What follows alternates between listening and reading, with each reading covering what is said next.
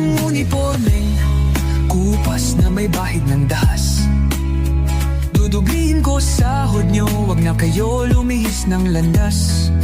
Hulihin nyo mga gumagawa ng masama, kahit pangalan ko nakataya. Akong bahala sa kaso nyo, basta kayo ang nasa tama. Pero ano ang isinukli? Bakit kayo nagpunyagi? Pinakain nyo sa mga estranghero ang 80 na lolo'y parang may mali. Pagkatapos angat ang inyong moral na dating mabababa. Grabe ang isinukli, parang dumukot ng tae.